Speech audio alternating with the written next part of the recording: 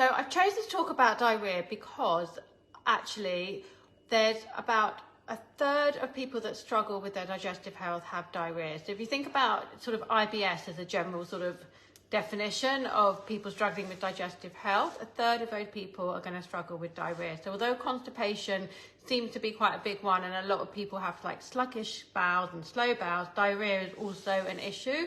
So I just wanted to touch on that because some of you guys I know do struggle with a little bit of diarrhea from time to time or on a regular basis, and it is something that you do need to address. You shouldn't be having diarrhea any more than you should be having constipation.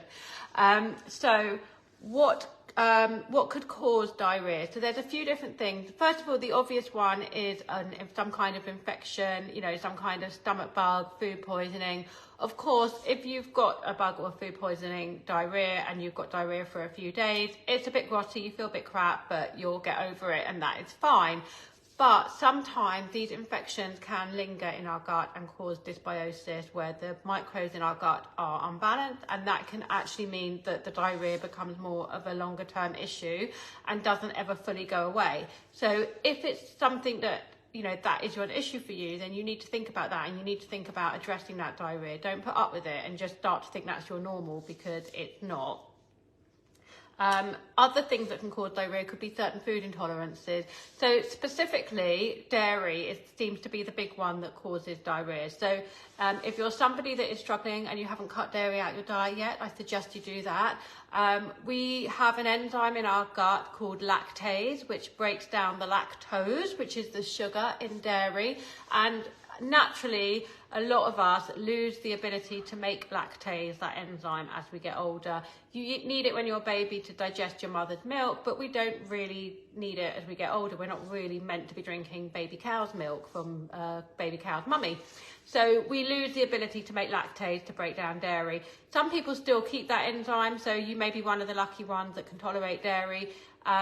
If you're not, then diarrhea is a really common symptom and indicator of that. So I would say if you suffer regularly with loose bowels, definitely think about cutting dairy out of your diet and see if that makes a difference. You may find that you can tolerate certain forms of dairy, so things like certain cheeses or yogurt and kefir, so like the fermented forms of dairy, you'll probably be okay with, because the bacteria actually breaks down a lot of the sugar in the dairy, so you don't then need the lactase in your gut to break it down. But things like a glass of milk are going to be problematic for you. So definitely think about cutting out dairy. Another big driver can be stress. So as much as when we're sort of under long-term stress that we can that can cause it to go to fight and flight mode, and like everything tenses up and freezes and causes constipation, it can go the other way. Because when we were cave women out there fighting a woolly mammoth, and I'm sure historians will tell me that woolly mammoths weren't around when we were cave women, but anyway, just imagine you're a cave woman and you see a woolly mammoth and you've got to run away and save your life. If you've got all food in your gut, and that's going to weigh you down and make you run slower. So as part of our life-saving reaction, we empty our bowels, and that's going to help us to be lighter, to run away from the woolly mammoth. So when we are incredibly stressed now, we still sometimes have that reaction, and it still can cause diarrhea and loose stools. So think about stress. How can you address stress? If that could be a driver for your diarrhea as much as it can be a driver for constipation. Another thing can be, in constipation, I talked about the migrating motor complex being the system of muscular contractions that moves the food through the gut, being too slow. With diarrhea, it could just simply be that it's too fast and we need to slow that down. So sometimes it can be, breathing work, calming things, maybe taking some magnesium and things like that. So we can always look at ways of trying to sort of slow that gut transit time down. And another thing can be gallbladder. If your gallbladder starts to get a little bit sluggish, which it can as we get older, then the gallbladder produces or holds the bile that breaks down things like fats and things like that. So sometimes, if we're having diarrhea because we're not breaking the food down properly, and therefore that could be a sign of gallbladder issues. So maybe your gallbladder needs a bit of extra support. So have a think about that. You'd really probably need to go to the doctor for that to get a proper diagnosis. They would run some tests and check your gallbladder health for you. But if it's not a case of gallbladder stones or your gallbladder needing to be removed, then there's certainly things that we can do from a personalised nutrition perspective to support gallbladder health. So definitely, think about that and check that out if you think that could be an issue. The other one that is a very common driver of diarrhea is called bile acid malabsorption, and that's when the bile acids that we're making don't get reabsorbed into our digestive system and through our liver, etc., to get reused, and the acids sit in the gut, and obviously that causes really acidic diarrhea, and it's really not nice. So bile acid malabsorption, again, can be a really common trigger of diarrhea, but you wouldn't, again, really know that without going to the doctor and getting tested. So you could think about that. So what could you do if you are somebody that suffers with loose stools and diarrhea? So there's a few things that I would say, and actually some of the tips are very similar to the constipation tips, because what helps with one extreme also helps with the other extreme. So you want to be thinking about, first of all, making sure you're getting enough water, because if you're pooing out loads of water, then dehydration is a risk. So do make sure that you are drinking enough water, so at least that you're not getting dehydrated as well. If you are going to the toilet a lot, you could be losing a lot of nutrients, particularly our electrolytes, so like sodium and potassium. So think about trying to increase maybe your electrolyte intake. You can get little sachets of electrolytes that you can add into your drinks. So I would definitely think about that, especially if you're somebody that suffers with sort of long-term diarrhea and you're feeling quite tired and worn out. It could be an electrolyte imbalance. So have a think about supplementing with that and making sure that you're getting enough potassium, sodium, magnesium, all those foods like in your diet. Make sure you're getting those really rich foods in your diet. So generally, a lot of those are in things like leafy greens and some fruits as well, and some whole grains. So have a think about that. Obviously, fibre is another big one.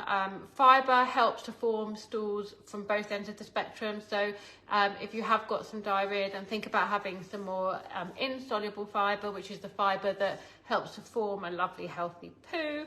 So you want to be thinking about things like your healthy whole grains, quinoa, brown rice, maybe some oats, bringing in lots of vegetables as well, just to help really form a thicker stool, a healthier stool, and to keep everything moving how it should, and also to stop that kind of acidy feeling as well, so to kind of reduce the acid buildup, which will drive inflammation in the gut. So that's another thing to think about. With regards to what to cut out, like I say, try cutting out dairy and see if that helps you. I would also say things like alcohol can create loose stools, excess sugar, driving inflammation in the gut, even gluten. So if you've tried cutting out dairy and that hasn't made a difference, then think about cutting out those foods for a little while as well, and seeing, then once the diarrhea's gone away, you can always reintroduce the foods a little bit. I mean, obviously I'm not going to encourage you to introduce loads of alcohol and sugar back into your diet, but you should be able to then tolerate a small amount back in once you've solved the issue. So those are some things to think about. Also think about rest and digest phase. If stress is one of the things that's causing your diarrhea, then think about getting some more sort of stress and rest and digest support. So that would be things like some really good breath work, maybe having a warm bath, really giving the body time to sort of relax and just sort of stop that whole tensing up and that sort of protective reaction. And the other thing to try and do is to really try and space out your meals and to get that intermittent fasting overnight. It's just going to give the body time to really focus on the food it's digesting, and it's going to help regulate your bowels really. So think about trying to do that.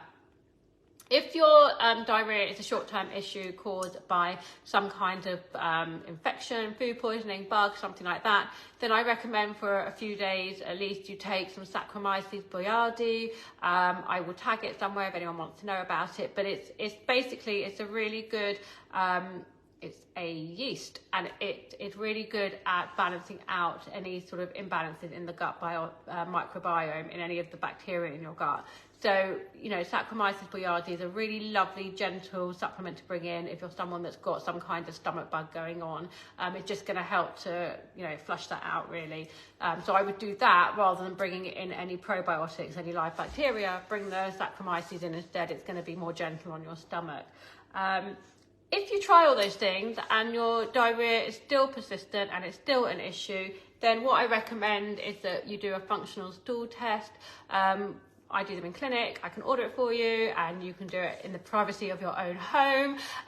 It's not difficult actually, it's very easy to do. And when we do the functional stool test, we get back a load of markers, both for you as the host, so we get to know what your bile acids are like, what your digestive enzymes are like, what your liver functions like, stomach acids, things like that, inflammation in the gut, we get markers for. So it tells us a lot about what's going on in your digestive system.